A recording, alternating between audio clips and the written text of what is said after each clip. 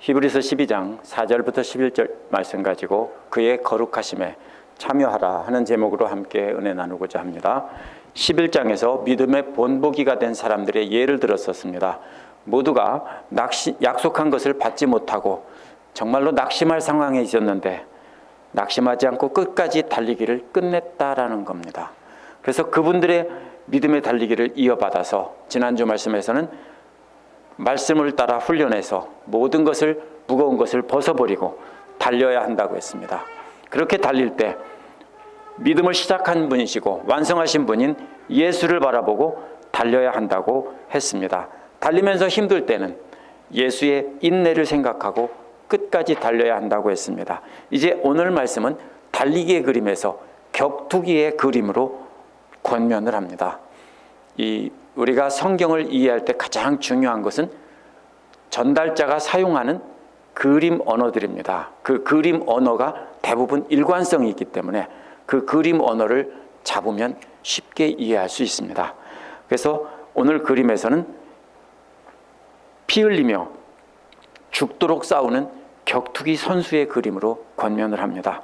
그렇게 죽도록 싸워 이기는 선수가 되려면 아버지의 훈계를 받으며 혹독한 훈련을 견뎌야 한다고 했습니다. 이렇게 아들을 혹독하게 훈련시키는 것은 고생시키는 것이 아니라 실제 격투기에서 죽지 않고 살아남게 하려는 것입니다. 마찬가지로 하나님의 징계도 역시 영원한 생명을 얻어서 영원한 나라를 유산으로 받게 하고 멸망하지 않도록 하기 위해서 그렇게 훈련시킨다는 것입니다. 오늘 말씀을 통해서 우리가 받고 있는 훈련이 무엇인지 알아보고 그 훈련을 어떻게 견뎌서 그의 거룩하심에 참여할지 알아보도록 하겠습니다. 첫 번째로 4절에서 8절은 징계받는 아들이 되라는 것입니다. 4절에서 8절은 목숨 걸고 싸워야 하는 경기를 앞둔 아들을 훈련시키는 장면입니다. 그런데 4절은 뭐라고 말하냐면 아직까지는 피 흘리기까지 대항한 적이 없다는 겁니다. 대항한다는 말은 레슬링에서 상대에게 이렇게 눌려가지고 안간힘을 다해 버티는 모습이 바로 대항하는 겁니다. 그런데 이것이 피 흘리기까지 대항하지 않았다고 했기 때문에 아주 죽을 지경에 이른 것입니다.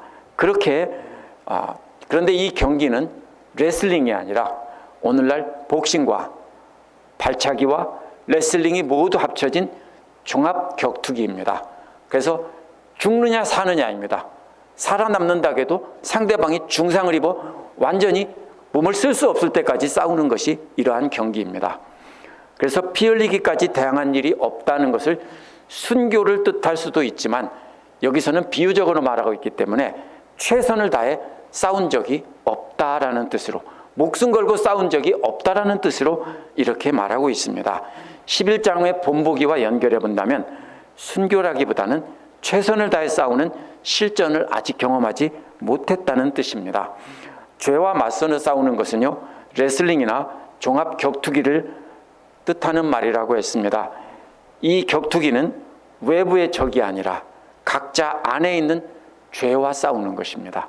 그러므로 실제로 원수들에게 핍박받는 게 아니라 내 안에 있는 죄와 끊임없이 싸워서 목숨 걸고 씨름하는 그런 장면입니다.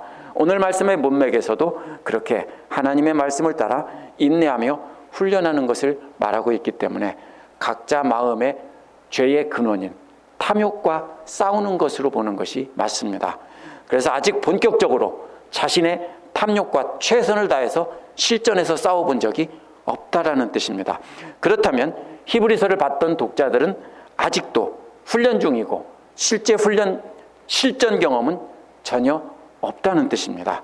그래서 5절은 히브리서를 봤던 성도들을 아버지에게서 훈련을 받고 있는 10대 청소년으로 비유하고 있는 것입니다. 오늘날은 공부나 운동선수가 되려면 대부분 전문가들한테 훈련받습니다. 그러나 고대에는 대부분 아버지들이 담당했습니다. 어떻게 해요? 아버지가 공부를 한 사람이면 공부를 가르치고 아버지가 운동을 했던 선수라면 그 운동을 아들에게 가르치는 것입니다. 그래서 히브리서 기록자가 예를 든 아버지는 레슬링이나 격투기 선수 출신입니다. 그래서 나중에는 실전에서 승리할 수 있도록 자신이 경험했던 것을 바탕으로 아들을 혹독하게 훈련시키는 겁니다. 왜 합니까? 시키지 않으면 아들이 격투기에 나가서 죽을 수 있기 때문입니다. 그래서 아버지는 온 힘 다해서 아들을 혹독하게 훈련을 시킵니다. 그래서 5절은 아들에게 권하는 것 같이 권면한 말씀을 잊었다라고 한 겁니다. 권한다는 말은 아들을 앉혀놓고 이렇게 대화를 주고받으면서 말하는 건데요. 질문하고 대답하죠. 특히 아이들한테 가르칠 때는 어떻게 합니까? 이것이 어떻게 됐지라고 묻고 대답하면 또 거기에다 답해주고 이렇게 하면서 아들을 가르칩니다. 그렇게 해서 어떻게 실전에서 싸워야 될지 다 가르쳐 줬다는 겁니다. 그런데 그것을 다 잊어버렸다는 겁니다. 그럼 어떻게 되는 겁니까? 실전에 투입되면 죽거나 중상을 입고 패하게 될 것입니다. 그래서 이 아버지는 실전에서 그렇게 되지 않도록 이렇게 하라 저렇게 하라 훈련하라고 한 것입니다. 오늘날 코치나 감독이 가르침을 완전히 잊었다는 말과 똑같습니다. 하나님의 말씀이 코치나 아버지의 말씀과 같은데 그 가르침을 다 잊었으니까 실제로 실전에 나가서 죄와 탐욕과 싸우게 되면 틀림없이 패하고 영원히 멸망하게 될 것이다, 이런 뜻입니다. 그렇지만 화를 내기보다는 다시 친절하게 내 아들아 라고 부르면서 주의 징계하심을 가볍게 여기지 말라라고 합니다. 이 징계라는 말을 오해하면 안 됩니다. 이건 벌이 아니라 말로 계속 반복해서 훈련시키는 겁니다. 영어로는 디서플린이라고 부르는 것이 맞습니다. 이것은 벌이 아니라 계속 반복해서 똑같은 것을 말로 훈련시키는 겁니다. 그런데 아들의 입장에서는 고통스러운 것입니다. 또 꾸지람이란 그렇게 하다가 잘못할 때 있으면 그렇게 하면 안 되지라고 소리치며 책망하는 것이 꾸지람입니다. 그러면 말로 훈련시키는 그 코치가 바로 아버지가 코치가 돼서 옆에서 이렇게 하라 저렇게 하라 계속 한 번 더 10번 더 반복 이렇게 반복을 시키다가 동작이 잘못되면 그게 아니고 이렇게 해야 된다고 왜 그렇게 하느냐고 혼내는 것이 바로 이 말씀의 장면입니다. 반복해서 시키는 주의 말씀보다 책망하는 주의 말씀이 훨씬 무겁게 짓누릅니다. 그래서 그것을 벗어버리고 달아나려고 합니다. 그렇지만 그렇게 무겁게 짓누르는 주님의 말씀을 계속 견디며 고쳐나가며 훈련하라고 이렇게 비유로 가르치고 있는 것입니다. 6절은 왜 그렇게 징계와 책망을 견디며 계속 훈련을 해야 되는지 말하고 있는데요. 그것은 주께서 사랑하는 모든 아들을 말로 징계하고 채찍으로 때린다는 것입니다. 징계란 말씀으로 반복해서 가르치는 것이라고 했습니다. 채찍질이란 매로 때리는 것입니다. 그런데 이것은 고통인 것 같지만 사실은 오늘 본문에서 뭐라고 하냐면 특권이라고 합니다. 왜 특권입니까?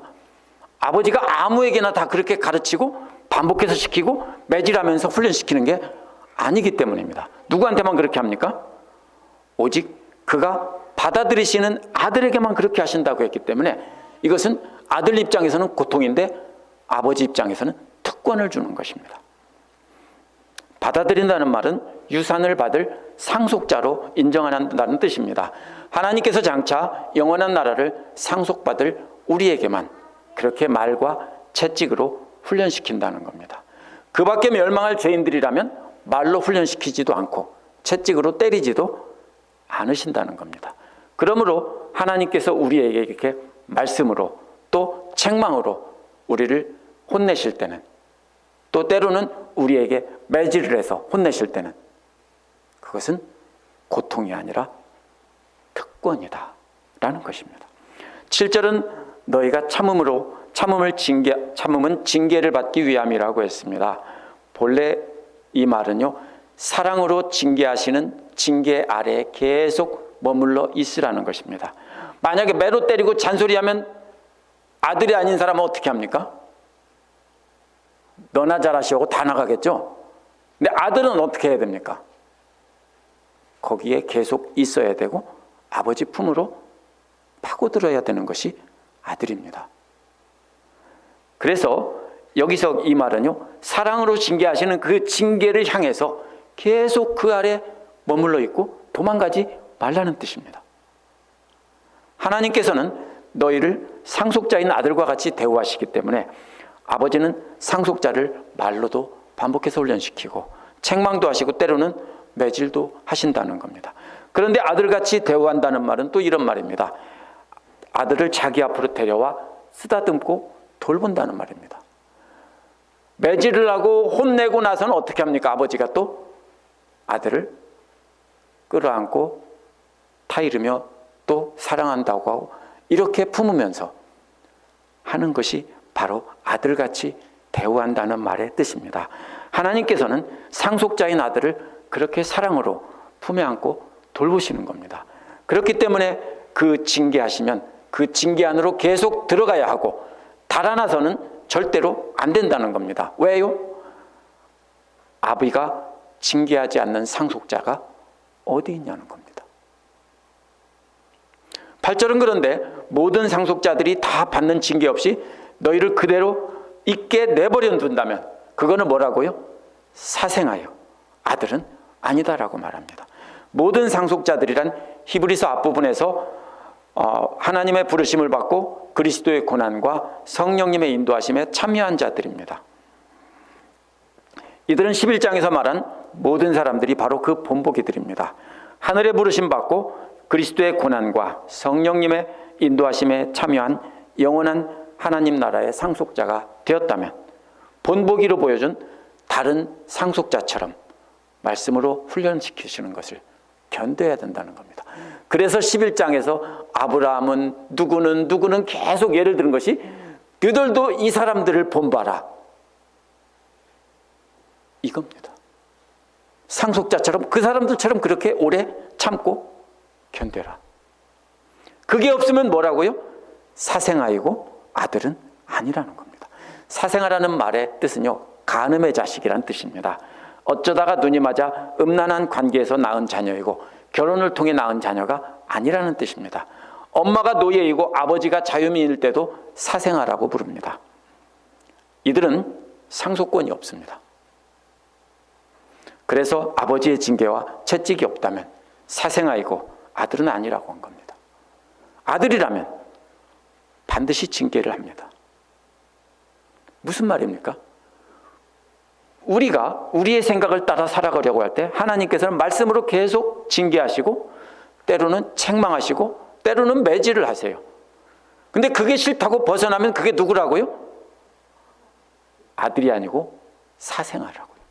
뭐가 없어요? 하나님 나라의 상속 재산이 아예 없어요. 어떻게 됩니까? 나가면 전투에 나가서 죽어요. 상대에게 맞아 죽어요. 두 번째로 9절부터 10절은 육신의 아비와 영의 아비의 훈련을 비교를 합니다. 9절에서 한 걸음 더 나가서 육신의 아비와 영의 아비의 징계를 서로 비교하는데요. 한편으로는 우리를 징계하는 훈육 코치인 우리 육신의 아버지들에게도 사람들은 공경한다는 겁니다. 육신의 아버지라는 말은 짧은 시간 동안 제한적으로 사는 인간 아비라는 뜻입니다. 근데 공경한다는 말은 계속해서 아버지를 향해 돌아선다는 말입니다. 한번 생각해 보세요. 혹시 우리 성도님들이 다른 사람에게 아들처럼 여긴다고 책망하고 잔소리하고 매질한다면 어떻게 하겠어요? 원수 삼고 돌아서서 가버리겠죠? 근데 아들이라면 어떻게 하라고요? 계속 그래도 아버지한테 돌아서라고요. 아버지를 향해서. 계속해서 매질하고 혼내는 아버지를 향해서 계속 돌아서라는 겁니다. 그게 공경입니다. 만약 등 돌리고 가버리면 뭐예요? 공경이 아니라 아버지를 무시하는 겁니다. 공경한다는 말은 아버지를 향해서 혼내고 책망하고 꾸지람하고 매질하는 아버지를 향해서 계속 돌아서고 아버지하고 그 앞에 엎드리고 그 말을 듣는 것이 공경한다는 겁니다. 훈육하고 징계하는 아버지에게 등을 돌린다면 그거는 아버지를 무시하고 반항하는 아들이고, 하지만 아버지께 돌아서서 숙인다면 아버지를 존경하는 것입니다. 그런데 대부분 육신의 아버지가 훈련시키고 매질을 할 때도 다 아버지를 향해서 계속 돌아선다는 겁니다. 아버지를 바라보고 돌아선다는 뜻입니다. 하물며 영들의 아버지인 하나님께는 어떻게 하겠느냐? 더욱 복종하지 않겠느냐? 복종한다는 말은 권위 아래 머리를 숙인다는 뜻입니다. 그래서 아버지의 징계를 향해 돌아선다는 말보다 훨씬 더 강력한 말입니다. 이번에는 돌아서는 게 아니라 머리를 숙여 엎드려 더 큰 복종을 하는 겁니다. 하나님의 징계에 하나님을 경외하는 마음으로 하나님의 권위 아래 순종하면 영원한 생명을 얻게 되는 것입니다. 10절도 육신의 아비와 영의 아비의 징계를 비교합니다. 그러나 이번에는 목적을 비교합니다. 왜 그렇게 생명을 얻게 되는지 설명하는데요. 한편으로 육신의 아비들은 잠시 동안 자기들 뜻대로 징계한다는 것입니다.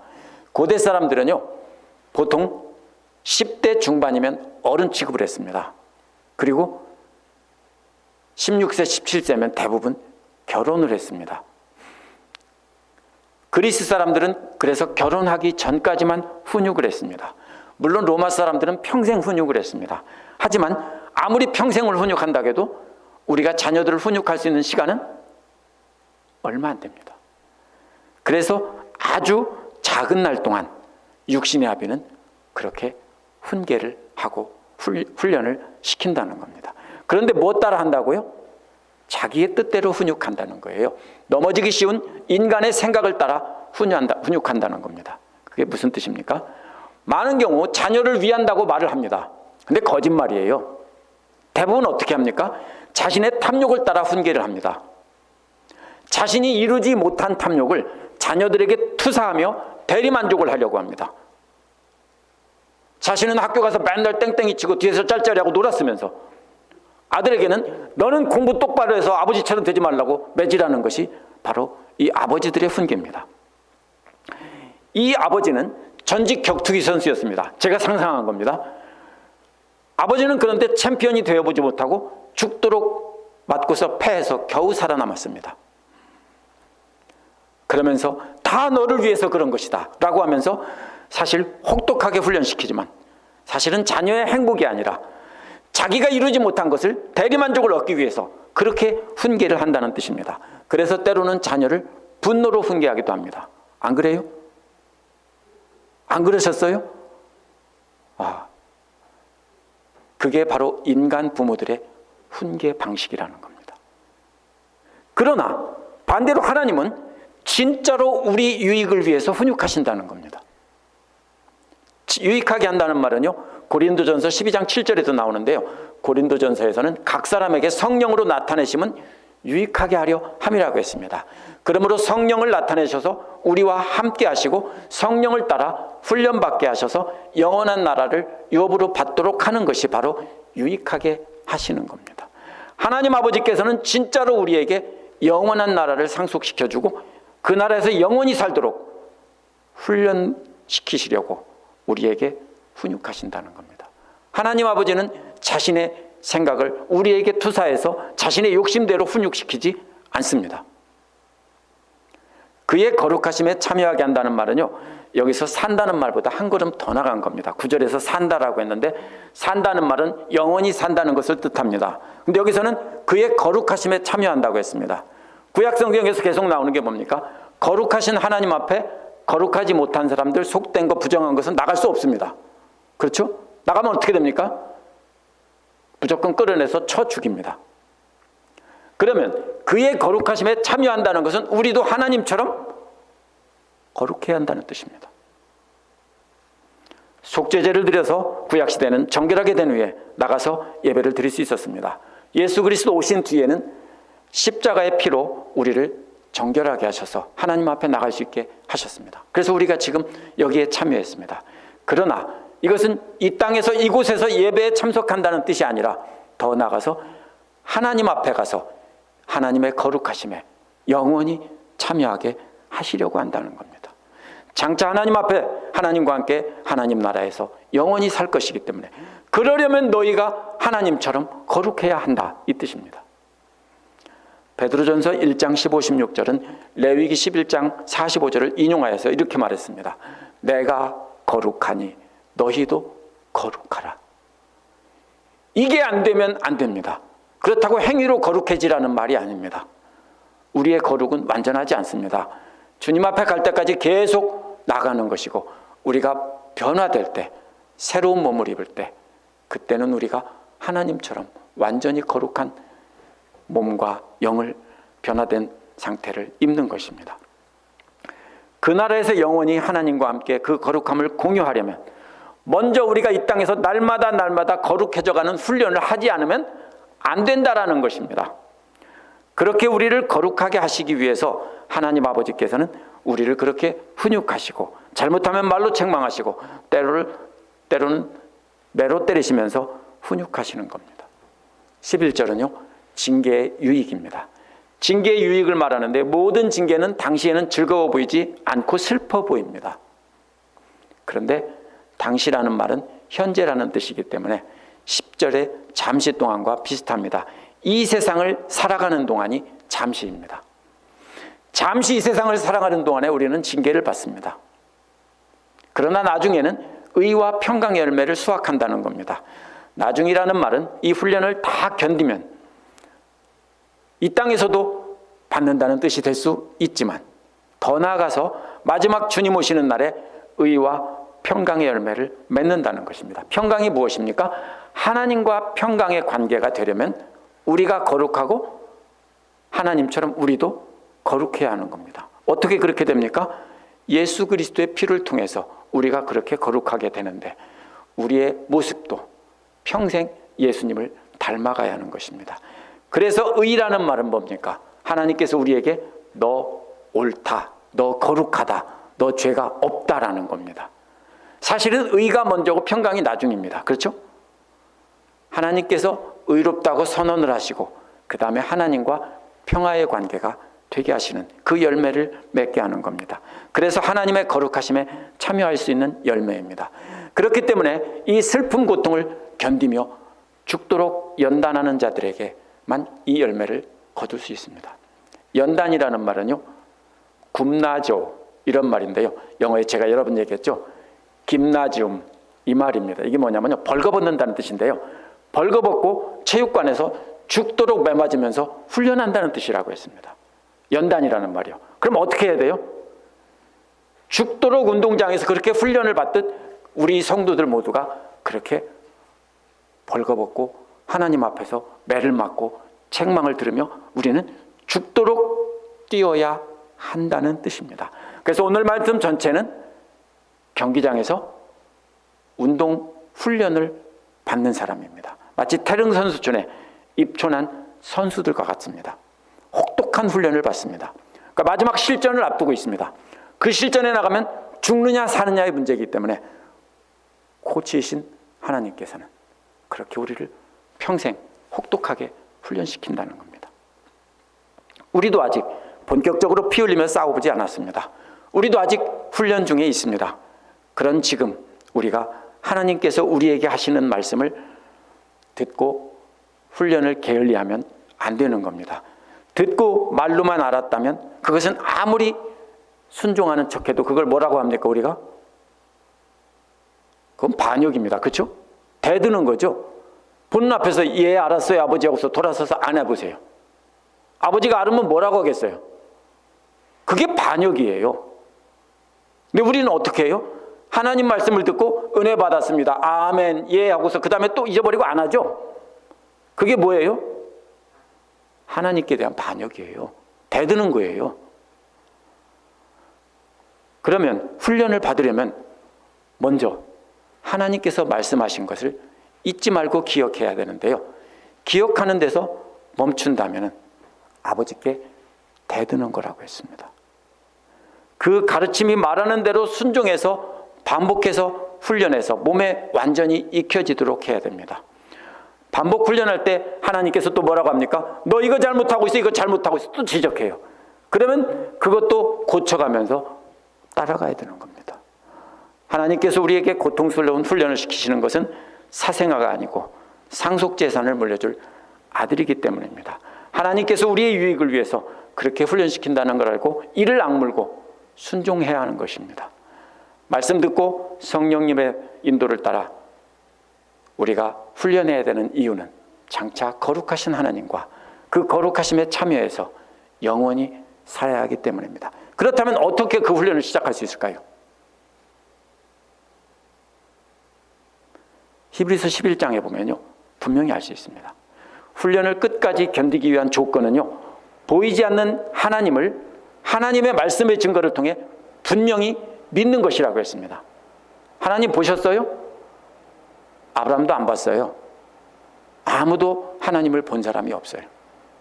그런데 말씀을 통해서 그분이 살아계시다는 것을 분명히 믿는 것이 바로 이 훈련을 시작하는 비결이에요. 근데 그게 긴지 아닌지 모르겠다. 죄송합니다. 아무리 믿는다고 해도요, 그것은 크리스찬이라고 할 수 없습니다. 아닙니까? 하나님이 실제로 계신지 안 계신지 모른다는데 말씀 잘 듣고 착하게 살면 혹시 천국 갈지도 몰라.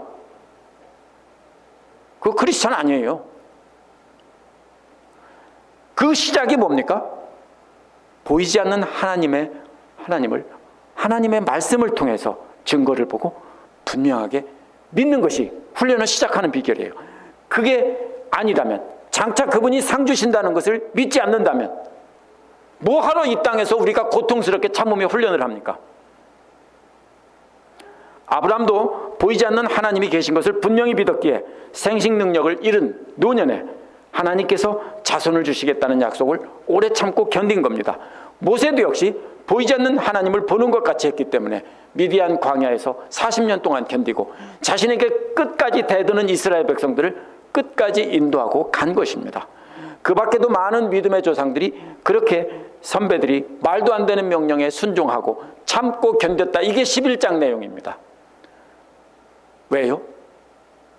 보이지 않는 하나님을 보는 것 같이 말씀을 통해 믿고 인정했기 때문이에요. 보이지 않는 하나님을 보는 것 같이 그 존재를 분명히 믿어야 됩니다. 그것이 우리 신앙의 훈련의 출발점입니다. 왜 우리가 눈가림합니까? 왜 헌금할 때도 하는 척하고 안 하는 척하고 기도하고 봉사하고 섬기고 이걸 사람들 앞에서 하려고 합니까? 하나님이 존재한다는 것을 믿지 않기 때문입니다. 만약 우리가 그걸 믿는다면 사람들 앞에서 그렇게 할 수 없습니다. 안 그렇습니까? 하나님이 다 보고 계신데 어떻게 우리가 사람들 앞에서 눈 가리고 아웅합니까?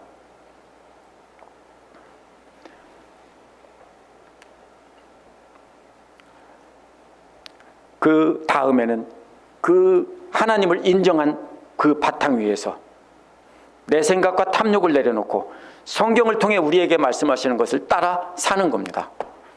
그런데 오늘날 대다수의 성도들은 자신의 생각을 내려놓지 않고 자신의 생각에 맞추어 하나님 말씀을 이해하고 받아들입니다. 세상적인 욕심과 세상에서 성공하려는 야망을 내려놓지 않기 때문에 그 욕심이 끊임없이 우리를 하나님을 따라 사는 것을 방해합니다. 그걸 참고 견디기 때문에 우리가 말씀을 따라 훈련해야 되는 겁니다. 어느 한 사람도 기쁨으로 100% 믿고 100% 순종하면서 그렇게 내 마음에는 세상에 대한 욕심은 하나도 없고 오직 하나님만 있다 그렇게 훈련하는 사람은 없습니다. 훈련이란 다 하기 싫고 그만두고 싶고 너무 힘들어서 견디기 어려운데 내 자신과 싸우는 겁니다. 그렇죠? 숨이 차서 더 이상 달릴 수 없는데도 계속 달리라고 하고 더 이상 역기를 들 수 없는데 계속 들으라고 하고 그때도 죽을 알을 쓰고 들고 견디는 것은 우리가 힘이 남아서가 아닙니다. 그것은 그 후의 보상 때문에 우리가 그렇게 하는 겁니다. 작은 일 하나하나 실천하면서 우리의 거룩함의 근육을 조금씩 키워나가는 것입니다. 그 출발점은 저는 물질을 다스리는 것이라고 생각합니다. 지금까지 하나님께 헌금 드리는데 인색했다면, 자신을 위해서 풍족하게 사용했다면 이제부터는 바뀌어야 합니다. 제가 헌금 많이 하라는 뜻이 아닙니다. 성경에서 예수님이 헌금 많이 하라고 한 적 한 번도 없습니다. 근데 뭐라고 합니까? 물질이 있는 곳에 마음은 있다고 했습니다. 그렇죠? 그러면서 과부 두 렙돈을 칭찬하셨습니다. 그러면 액수가 아닙니다. 헌금에 마음을 담아하지 않고 다른 사람의 눈을 의식해서 했다면 하나님의 훈육을 거절하는 겁니다. 액수가 아니라 마음입니다. 저는 11조라 5일조라 아니면 21조라 이걸 말하려는 게 아닙니다. 우리가 진정으로 마음에서 하나님을 믿고 의지한다면 제일 먼저 우리가 싸워야 할 대상은, 내 욕심의 대상은 가장 쉬운 게 물질입니다. 제일 만만한 게 물질입니다. 교회 안에서 교회 밖에서 또 봉사할 때 사람들에게 인정받으려고 하면 안 됩니다. 봉사하는 자리에 서면 누구나 어느새 왕이 되어 있습니다. 하나님께서 말씀을 통해서 우리를 끊임없이 때리시며 그렇게 하면 안 된다라고 말합니다. 그렇죠? 지금까지 많은 설교 한번 찾아보세요. 그러면 안 된다라고 하죠. 그런데도 우리는 사람들에게 인정과 존경을 받지 못하면 화를 내며 안 한다고 하기 쉽습니다. 저부터도 그래요. 우리 성도님들이 다 저를 좋다고 하고 훌륭하다고 인정해주면 막 하고 싶은데요, 다 싫다고 하면 저도 안 하고 싶어요. 그러면 어떻게 해요? 에이, 나도 미국 교회 갈래, 이렇게 하고 싶어요. 근데 목사가 미국 교회 가면 어떻게 해요?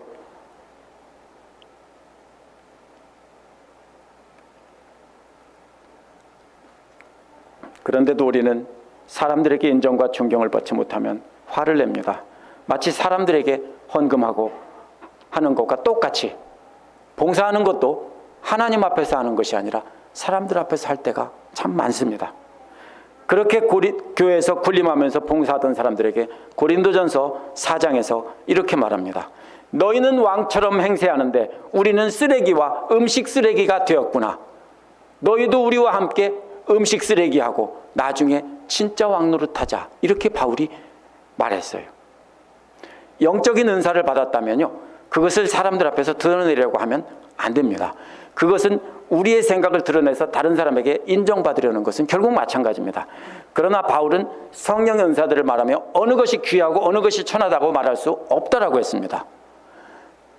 가장 큰 은사는 오래 참으면서 사랑하는 것이라고 했습니다.